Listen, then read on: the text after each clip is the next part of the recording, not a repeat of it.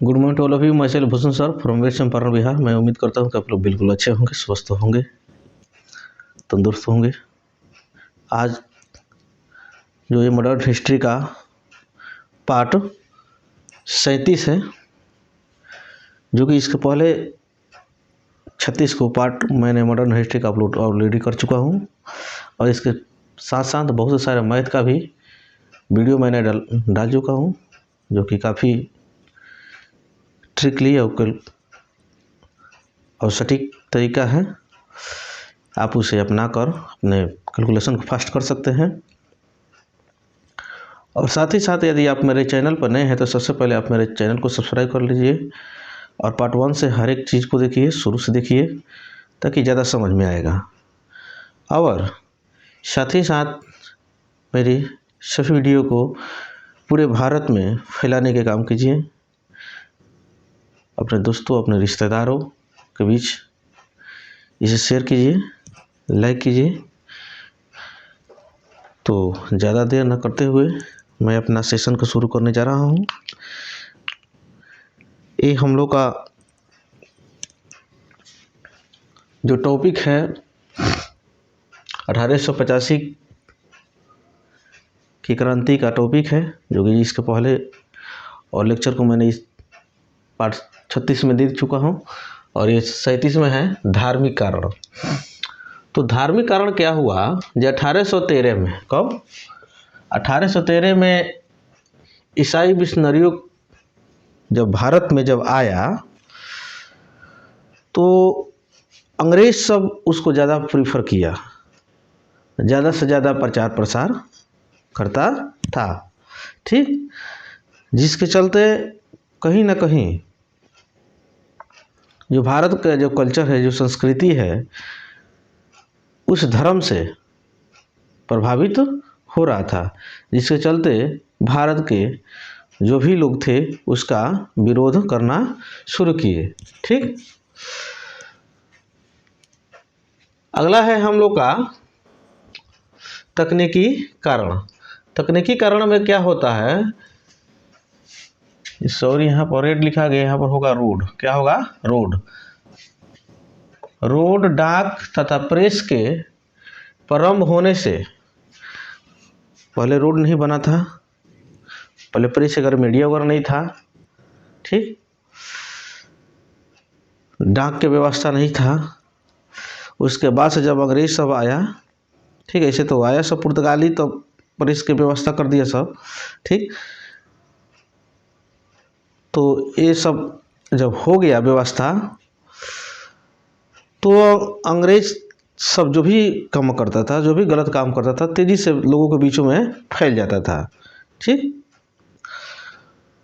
और साथ ही साथ भारत के लोग भी जो भी काम करता था तो अंग्रेजों के बीच में फैल जाता था। अंग्रेज जो करता था वो भारतीयों के बीच में फैल जाता था, जिसका मुख्य कारण लोग समझा कि यही जो रोड है, डाक है, तार है, यही जो मुख्य कारण है जिसके चलते ये मैसेज जल्दी से फैल जा रहा है। अगर ये नहीं रहता तो मैसेज नहीं फैलता। जैसे आज के समय जो मोबाइल है, अभी सोशल मीडिया इतना तगड़ा है कि जैसे ही कोई बवाल होता है तुरंत पूरे दुनिया में इसको फैला दिया जाता है।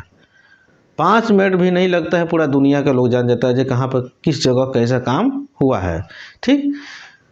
लेकिन यही का पहले संभव था? नहीं था। धीरे धीरे लोग इसको जानते थे, कोई जानता था, कोई जान भी नहीं पाता था, ठीक। तो इसको लोग समझा। उसके बाद में सैनिक कारण। क्या है? सैनिक कारण। पहले क्या था, जो भारतीय सैनिक थे उनको दाढ़ी, मूछ, पगड़ी तथा बल्ला ये लोग पहनते थे लोग।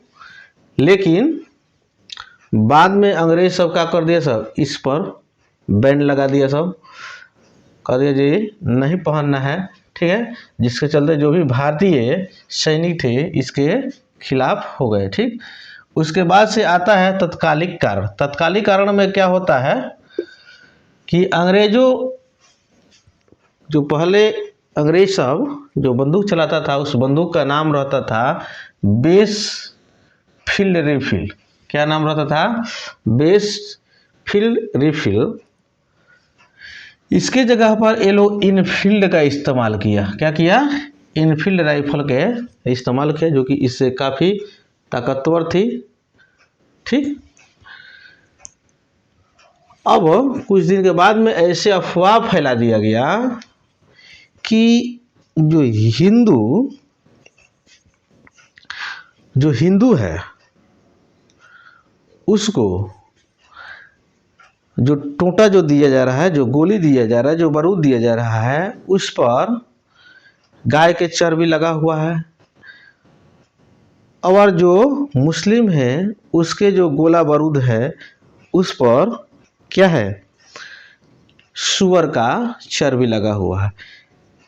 अब चर्बी लगने का कारण इसलिए था क्योंकि जो पहले के जो अभी जो बंदूक है उसमें हम लोग टोंटा भर देते हैं, आराम से चलाना शुरू कर देते, लेकिन पहले के जो उस पे के जो कवर होता था दांत से निकाल कर तब उसमें भरना पड़ता था।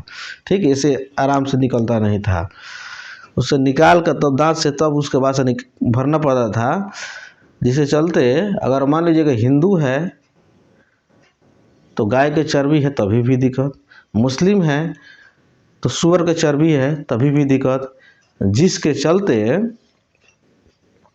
काफ़ी बवाल हुआ। उसके बाद से अगला एक और क्या बवाल हुआ कि सभी लोग के बीच में, सैनिकों के बीच में यह बवाल हो गया कि जो ये सैनिक के जो आटा आता है उस आटा में गाय और सूअर के हड्डी का पाउडर मिक्स आता है और सैनिकों को खिलाया जाता है। तो पूरे भारत के सैनिक, चाहे हिंदू हो तो चाहे मुस्लिम हो तो, सभी कोई कहीं ना कहीं उससे प्रभावित हुए और इन लोगों को लगा कि कहीं ना कहीं अंग्रेज सब हम लोग को धर्म को क्या कर रहा है? सब नाश कर रहा है। सब क्या कर रहा है? सब हम लोग को धर्म को नाश कर रहा है। सब हम लोग इस सब का विरोध करना चाहिए। ठीक है। उसी दौरान एक बैरमपुर छावनी के एक सैनिक थे, जो बंगाल के बैरमपुर छावनी के एक सैनिक थे, जो 34 नेटिव इन्फेंट्री के जवान थे, जिनका नाम था मंगल पांडे। क्या नाम था? मंगल पांडे। इसका वो क्या करते हैं? विरोध करते हैं। क्या करते हैं? विरोध करते हैं और इस बंदूक को चलाने से, गोला बारूद को चलाने से वो इनकार करते हैं। जैसे इनकार वो करते हैं तो उन पर दबाव देने के लिए दो ठो आता है, लेफ्टिनेंट बाज एंड लेफ्टिनेंट ह्यूज। ये दो ठो दबाव देते हैं सब कि नहीं, आपको चलाना पड़ेगा, विरोध आप क्यों कर रहे हैं। जब ज़बरदस्ती सब किया सब, उसके बाद से ये दोनों आदमी को मंगल पांडे क्या करते हैं? गोली मार देते हैं। ठीक है। जिसके चलते मंगल पांडे को 8 अप्रैल 1857 को बैरमपुर छावनी में ही क्या कर दिया जाता है? फांसी दे दिया जाता है। ये लोग अंग्रेज सब था सब खुले जगहों पर और सामूहिक स्थल पे ये सब लोगों को फांसी दी देता था, ताकि वहाँ के जो भी जनता देखे उस प्रभाव से प्रभावित होके और हम लोगों से डरे। ये चाहता तो कहीं ले जाकर निश्चिंत जगह पर फांसी दे सकता था, लेकिन ये घटना ये हुआ था बैरमपुर छावनी में ही हुआ था। इसीलिए छावनी के लोगों को डराने के लिए इनको छावनी में ही क्या कर दिया? सब फांसी दे दिया सब। ठीक। मंगल पांडे जो कहाँ का? यूपी, वो बलिया का रहने वाले हैं। ठीक है। जो कि अभी भी सब कोई जानता है कि लोग कहते हैं जो बलिया के लोग क्या होते हैं? बागी होते हैं। क्या होते हैं? बागी होते हैं। ठीक। उन्हीं के समय से एक कहानी चला आ रहा है। ठीक। अब ये जो जब मंगल पांडे के जब घटना जब हो जाता है, यानी फांसी जब दे दिया जाता है, उसके बाद से सैनिकों के बीच में क्या हो जाता है? विद्रोह फैल जाता है। अब सब सैनिक मिलकर क्या करते हैं? 30 मई 1857 को विद्रोह का एक निर्धारित दिन रखते हैं।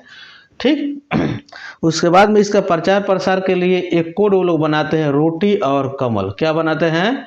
कमल के फूल, रोटी और कमल के फूल। जिस सैनिक समूह में जिस जगह पर इस रोटी और कमल के फूल अगर चला जाता था तो लोग को इस समझ में आ जाता था कि हमको इस विद्रोह में शामिल होना है, हमें निमंत्रण मिला हुआ है। ठीक। उसके बाद से सबसे पहले 1857 में, ठीक, 1857 के लड़ाई मेरठ के 20 नेटिव इन्फेंट्री जवान के द्वारा 20 मई को इसको क्या किया जाता है, सबसे पहले शुरू किया जाता है। ठीक। तो ये विद्रोही जितने भी लोग थे, जो भी इसमें सैनिक जो शामिल थे, वे लोग क्या करते हैं कि ये विद्रोही थे छावनी में पहुंचते हैं। ठीक। छावनी में पहुंचकर ये 11 मई को दिल्ली, छावनी से दिल्ली छावनी को क्या करते हैं, वो लोग लूटते हैं, वहाँ पर जो भी हथियार उसको लूटते हैं और लूट के कहाँ के लिए चढ़ाई कर देते हैं, दिल्ली के लिए। कहाँ के लिए चढ़ाई कर देते हैं? दिल्ली के लिए लोग चढ़ाई कर देते हैं। ठीक। और दिल्ली में जाते हैं और दिल्ली को ये लोग क्या कर लेते हैं, जीत जाते हैं। ठीक। क्योंकि वहाँ पर पूरा ऑलरेडी इन लोगों के पास हथियार था और पूरा जुनून था। ठीक। उसके बाद से दिल्ली जीते। उसके बाद में बहादुर शाह जफर को ये लोग क्या करते हैं, इस विद्रोह को जबरदस्ती नेता बना देते हैं, लीडर बना देते हैं। ठीक। जी आप हम लोग का क्या रहिएगा, नेता रहिएगा। ठीक। 4 जून 1857 को बेगम हजरत महल ने लखनऊ से विद्रोह शुरू कर देती है। ठीक। क्योंकि इनके भी क्या कर दिया था, राजपाट को छीन लिया गया था, इसीलिए ये भी उसमें शामिल हो जाती है। उसके बाद 5 जून 1857 को नाना साहब तथा तात्या टोपे कानपुर से विद्रोह कर दिए, क्योंकि नाना साहब को भी राजकाज छीन लिया था सब अंग्रेज। उसके बाद से दूसरे जगह भेजा था सब, जी आपको पेंशन इतना रुपये दिया जाएगा, लेकिन कुछ दिन तक दिया सब। उसके बाद से इनका भी सैलरी, इनका भी पेंशन को क्या कर दिया था, बंद कर देते, इसीलिए ये भी इसमें शामिल हो गए। ठीक। तात्या टोपे का मूल जो नाम था रामचंद्र पांडुरंग था। क्या नाम था? रामचंद्र पांडुरंग था। झांसी के रानी के क्या थे, गुरु थे। क्या थे? गुरु थे। ठीक। उसके बाद में झांसी के रानी जो थी, जिनके नाम था मनुबाई, झांसी के जो रानी थी जिनका नाम था मनुबाई, ठीक, वे भी बनारस का रहने वाली थी, जिनका विवाह ग्वालियर के राजा गंगाधर राव से हुआ था। ठीक। ग्वालियर के राजधानी क्या था? झांसी था। क्या था? ग्वालियर की राजधानी झांसी था। मैं उम्मीद करता हूं कि आप लोगों को ये वीडियो अच्छा से समझ में आ गया होगा, ये लेक्चर अच्छा से समझ में आ गया होगा, सेशन ये अच्छा हुआ होगा। शुरू से अंत तक बने रहने के लिए बहुत बहुत धन्यवाद। ये जो मॉडर्न हिस्ट्री है, भारत के हर एक एग्जाम के दृष्टिकोण से मोस्ट इम्पोर्टेंट है। आप इसे पार्ट बाई पार्ट देखकर इसको अपने हाथों से नोट्स बनाते जाइएगा, ज़्यादा बेहतर होगा। इसके अगले पार्ट लेकर मैं बहुत जल्द आप लोग से रूबरू होता हूँ। तब तक के लिए जय हिंद, जय भारत।